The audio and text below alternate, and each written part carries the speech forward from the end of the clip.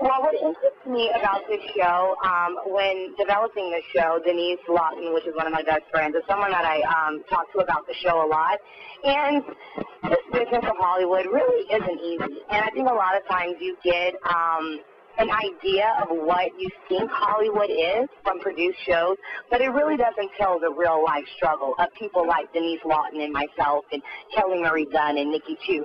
So we thought it absolutely amazing to show the real-life struggle of working actors, actresses, interior designers, managers in this business, and not the glamorized part, but, you know, the nitty-gritty, the real. And so when these kids have aspirations to go into the business, they have a more clear view of what it is they're getting into. For the most part, just me in general in life, I'm pretty much an open book. But I think that there were certain aspects of my brother's murder trial and the intimate details of my breakup that I felt were a little too sensitive and a little too soon to discuss out in public, because it's not just me that's affected, you know, by the breakup or by my brother's death. You know, there are a lot of other people who didn't volunteer to be a part of reality. Well, I personally feel like the huge contrast and the huge difference. Number one is a lot of, I would say maybe 90-some% of those shows, those are forced friendships where these women don't know each other. So there are the stakes, that they, you know, they're high because they don't know each other, and they don't have to know each other. They don't have to care. So when they get into these altercations, they can walk away from them, or they can throw a bottle, or they can throw a drink or a punch, and it doesn't matter to them because they don't have anything to lose, opposed to us, where we are friends in real life. We all have our individual relationships, but we all collectively have one as well. So we have that thing that we don't want to lose, we don't want to jeopardize. But when we handle conflict, which we all do, we all have different types of conflicts, for sure. But when we deal with our conflicts or our disagreements or our issues in life, we handle them like adults, the way mature adults should, and how women should, no matter how angry you are or how upset or how emotional we can all be. There's no drink throwing. There's no fist punching. There's none of that. So that's a big difference that they'll see. I feel like we'll be able to be those role models to these young women that shows them you don't have to be ratchet in every situation. You can actually have a conversation with your friend, and you can, you know, handle disputes very differently. Well, there's something that I learned during production. I don't know necessarily about the cameras rolling, but I did learn that my personality is very strong and very, like, let's get business done. When working with your friends, you have to use a lot more tact because, like Denyce said earlier, with a different question, we're friends. And the most important thing to me on this set are these relationships and are these friendships. So we're very strong business-minded women.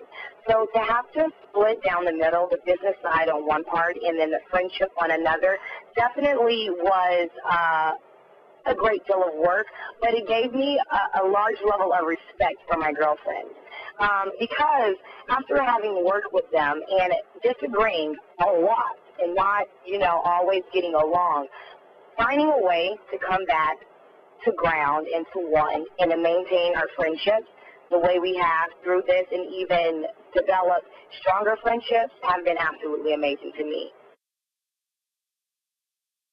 Denyce?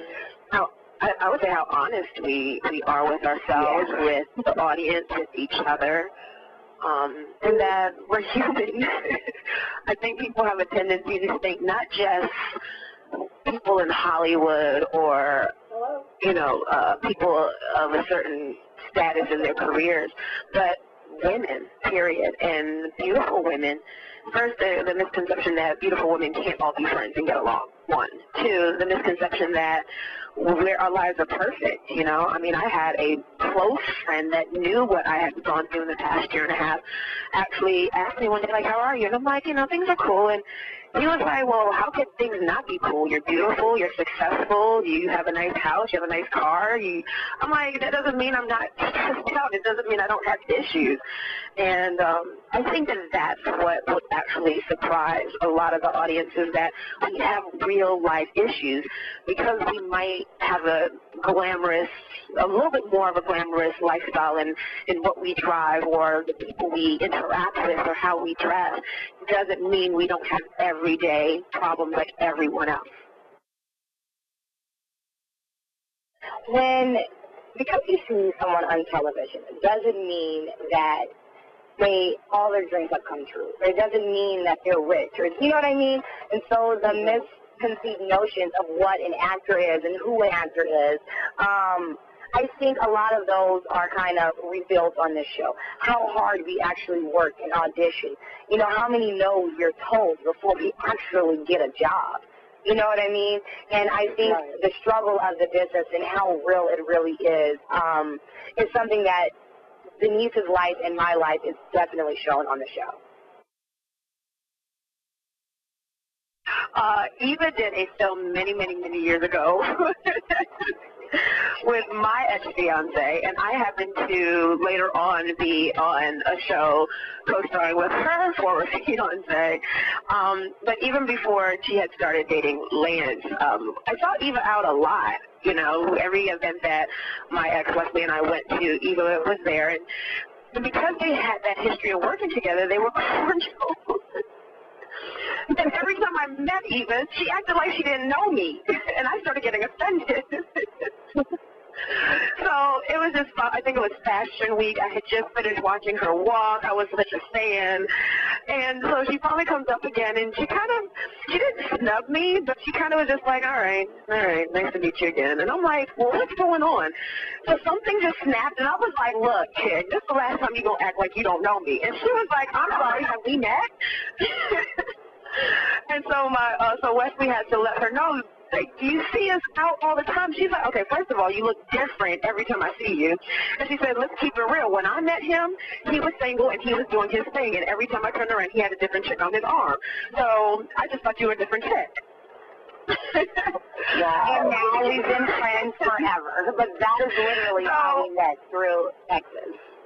So we did a lot of activities and stuff as couples. We had a great time. And I think we both ended our relationships around the same time, ironically. I met Nikki through the Tyra Banks' show. She did a makeover on my mom back in 2005 when Tyra had her talk show. And so that's how I met Nikki, too. And then I met Kelly through a mutual friend of mine at dinner one night, and she was like a long-lost sister to this Three Musketeers bunch. So it just completed our fabulous foursome.